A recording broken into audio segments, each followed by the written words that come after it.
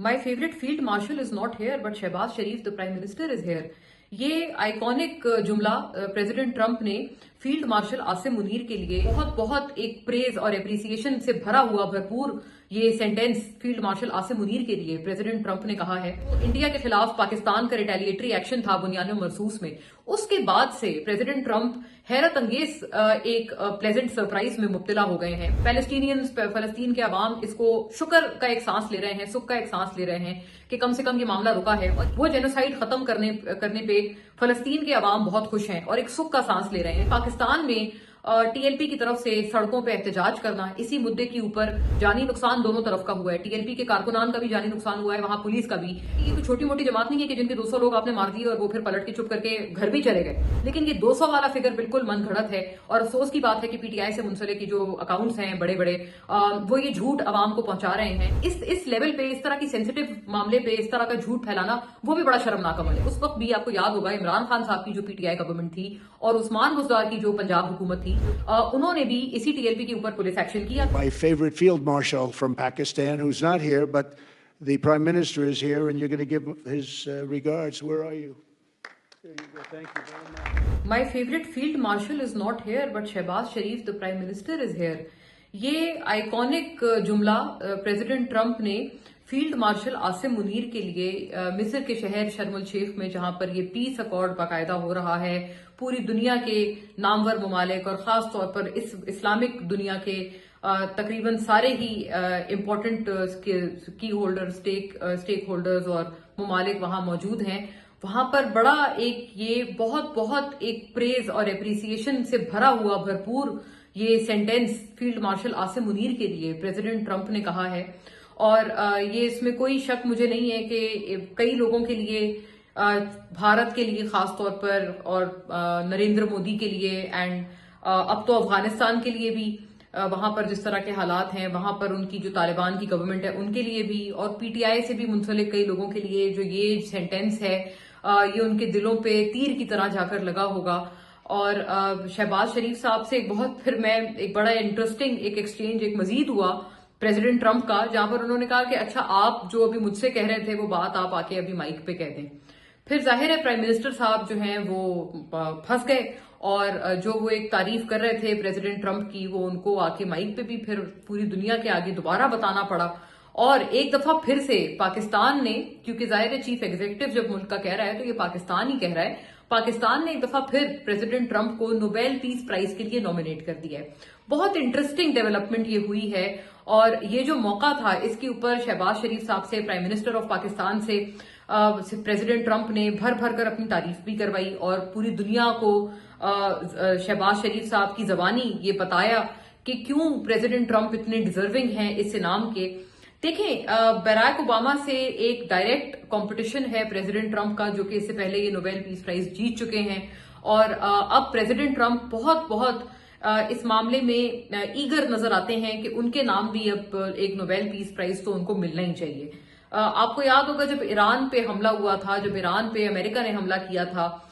Israel और Iran के conflict के बाद, अब से कुछ महीने पहले की ही ये बात है, उस वक्त पाकिस्तान से बड़ी ज्यादा ये आवाजें उठने लग गई थी और गवर्नमेंट ऑफ पाकिस्तान पे बहुत ज्यादा तनकीद होने लगी थी कि आपने इस बंदे को नॉमिनेट किया था नोबेल पीस प्राइज के लिए। लेकिन एक दफा फिर अब जब वो किस्सा पुराना हो गया है और ईरान के लिए भी अब अक्सर प्रेसिडेंट ट्रंप अच्छे अल्फाज बोल रहे होते हैं, अक्सर उनके आगे दोस्ती का हाथ भी बढ़ा रहे होते हैं, ऐसे में पाकिस्तान ने अब एक मर्तबा फिर उनको नोबेल पीस प्राइज के लिए नॉमिनेट कर दिया है। और ऑब्वियसली अब इतने बड़े इंटरनेशनल प्लेटफॉर्म से ये बात प्राइम मिनिस्टर शहबाज शरीफ ने की है तो अब ये और ज्यादा ये वाली बात पुख्ता हो गई है।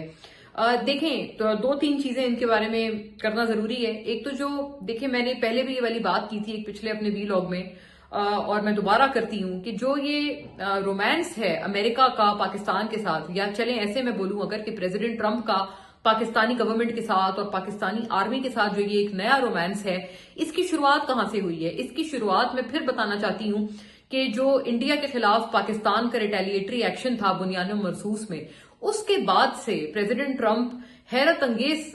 एक प्लेजेंट सरप्राइज में मुब्तला हो गए हैं और इसी वजह से फिर उन्होंने फौरी तौर पर एक बड़े एक्सक्लूसिव लंच में फील्ड मार्शल आसिम मुनीर को अमेरिका बुलाया और उनको बाकायदा बताया कि किस तरह से कितना उन्होंने अप्रिशिएट किया है کہ پاکستان کی جو دفاعی صلاحیت ہے، پریزیڈنٹ ٹرمپ جو اس سے حیران ہوئے ہیں، انہوں نے باقاعدہ اپنی اس حیرت کا اظہار فیلڈ مارشل عاصم منیر سے ایک one on one exclusive interaction میں کیا، اور اس کے بعد سے ہی یہ کوئی محض اتفاق نہیں ہے، اس کے بعد سے ہی آپ سارے دیکھیں کہ انڈیا کی طرف باقاعدہ توپوں کا رخ باقاعدہ طور پر امریکہ کا ہو گیا ہے، چاہے ٹیرفز ہوں یا چاہے کوئی تنقید ہو، چاہے کرٹیسزم ہو، پریزیڈنٹ ٹرمپ کوئی موقع نہیں جانے دیتے انڈیا کو کرٹیسائز کرنے کا۔ نریندر مودی سے بھی وہ بڑے ناراض ہیں، اور اس لیے بھی زیادہ ناراض ہیں کیونکہ جنگ ختم کرنے کا جو کریڈٹ ہے وہ سمجھتے ہیں پریزیڈنٹ ٹرمپ کہ نریندر مودی جی ان کو دیتے نہیں ہیں۔ ان کو اس بات کا بڑا برا لگتا ہے کہ ایک طرف پاکستان کے جو پرائم منسٹر ہیں وہ مجھے نوبیل پیس پرائز دے رہے ہیں اور وہ میرا اتنا ایک مجھے ریکگنائز کر رہے ہیں، اور دوسری طرف جو انڈیا کے پرائم منسٹر ہیں جنہوں نے ایکچولی کہا تھا کہ سیز فائر کروائیں اور ہماری جان چھڑوائیں پاکستان کے بنیان و مرصوص والے ایکشن سے، انڈیا کی ایک تو بات رکھتے ہوئے پریزیڈنٹ ٹرمپ نے انڈیا کے اوپر احسان کیا اور ان کی جان چھڑوائی، لیکن بھارت جو ہے وہ اس احسان کو ماننے کو تیار ہی نہیں ہے پبلکلی۔ اس بات کا بہت زیادہ غصہ ہے پریزیڈنٹ ٹرمپ میں۔ اور دیکھیں ایک اور بات یہ بھی ہے کہ یہ جو پیس کا سارا کچھ، جو یہ پیس پرائز اور یہ جو پیس ایکارڈ وغیرہ ہو رہا ہے، جو ایٹ لیسٹ پیلسٹین سے جو اس کے حوالے سے جو سینٹیمنٹس آ رہے ہیں وہ بڑے پازیٹیو ہیں۔ پیلسٹینینز، فلسطین کے عوام اس کو شکر کا ایک سانس لے رہے ہیں، سکھ کا ایک سانس لے رہے ہیں کہ کم سے کم یہ معاملہ رکا ہے، اور اسی لیے حماس نے کئی سارے جو قیدی تھے ان کی طرف ان کو رہا کیا ہے۔ اسرائیل نے بھی کئی سارے جو دوسری طرف کے فلسطین کی سائڈ کے، حماس کی سائڈ کے قیدی تھے ان کو رہا کیا ہے، مزید بھی بتایا جا رہا ہے کہ رہائیاں ہونے والی ہیں۔ تو ایک سیز فائر جو ہے وہ اس وقت ضرورت وقت تھا کہ جو ایک جینوسائیڈ چل رہا ہے وہ ختم ہو۔ وہ جینوسائیڈ ختم کرنے پہ فلسطین کے عوام بہت خوش ہیں اور ایک سکھ کا سانس لے رہے ہیں کہ ان کو ایک بہت بہت مچ اویٹڈ بریدنگ سپیس ملی ہے۔ ایسے میں پاکستان میں ٹی ایل پی کی طرف سے سڑکوں پہ احتجاج کرنا، اسی مدعے کے اوپر اس طرح کا احتجاج کرنا کہ اپنے ہی پاکستانی شہر کے املاک کو نقصان پہنچانا، اپنے ہی پاکستان کے شہریوں کو نقصان پہنچانا، پولیس کو نقصان پہنچانا، یہ ایک بہت قابل افسوس عمل ہے۔ اور مجھے یہ دیکھ کے مزید زیادہ بھی افسوس ہوا کہ میں نے یہ دیکھا کہ پی ٹی آئی نے اس میں، پی ٹی آئی کے کئی لوگوں نے، کئی سوشل میڈیا اکاؤنٹس نے، میں عمران ریاض صاحب کا بھی نام لینا چاہوں گی، انہوں نے، طارق متین صاحب ہیں وہ بھی، کئی ایسے لوگ ہیں جنہوں نے اس میں بہت ایک جلتی کا تیل ڈالنے کی کوشش کی اور بولا کہ بڑا یہ بہت یہ غلط کیا ہے، پاکستانی حکومت نے بہت بڑا ظلم کر دیا ہے، 200 لاشیں گرا دی ہیں۔ یہ ساری مطلب من گھڑت فگرز ہیں، ان میں کوئی صداقت نہیں ہے۔ جانی نقصان دونوں طرف کا ہوا ہے، ٹی ایل پی کے کارکنان کا بھی جانی نقصان ہوا ہے، وہاں پولیس کا بھی، جو پنجاب پولیس ان کے اوپر ایکشن لے رہی تھی ان کا بھی نقصان ہوا ہے، دونوں طرف کا نقصان ہوا ہے، اور کسی بھی انسانی جان کا نقصان قابل افسوس ہے۔ لیکن یہ کہنا کہ نہیں ایک طرف کے 200 لوگ گرا دیے، مار کے گرا دیے، ٹی ایل پی کوئی معمولی جماعت نہیں ہے، ٹی ایل پی کے ایک ایک شہر، ایک ایک گلی میں ان کے کارکن بستے ہیں، اور آپ کو پتا ہے پاکستان میں اس جماعت کی بہت بہت زیادہ پینیٹریشن ہے، کیونکہ مذہبی طور پر بہت لوگ اس سے ریلیٹ کرتے ہیں، اور اس لیے کئی سارے لوگ، ہمارے اطراف کے کئی سارے لوگ جو ہیں وہ جب بھی ٹی ایل پی کا کوئی پروٹیسٹ ہوتا ہے یا پروٹیسٹ کی کال ہوتی ہے تو وہ سارے لوگ نکل پڑتے ہیں اس احتجاج میں حصہ لینے کے لیے، صرف اس کے ساتھ جو ایک مذہبی وابستگی ہے اس کی وجہ سے۔ تو بات یہ ہے کہ یہ کوئی چھوٹی موٹی جماعت نہیں ہے کہ جن کے 200 لوگ آپ نے مار دیے اور وہ پھر پلٹ کے چپ کر کے گھر بھی چلے گئے۔ باقاعدہ اب احتجاج ایز وی اسپیک ختم ہو گیا ہے، راستے کھول دیے گئے ہیں، کریک ڈاؤن ہوا تھا، اس کریک ڈاؤن کے نتیجے میں دوبارہ کہنا چاہتی ہوں بدقسمتی سے دونوں طرف کا جانی نقصان ہوا ہے، لیکن یہ 200 والا فگر بالکل من گھڑت ہے، اور افسوس کی بات ہے کہ پی ٹی آئی سے منسلک کی جو اکاؤنٹس ہیں بڑے بڑے، وہ یہ جھوٹ عوام کو پہنچا رہے ہیں۔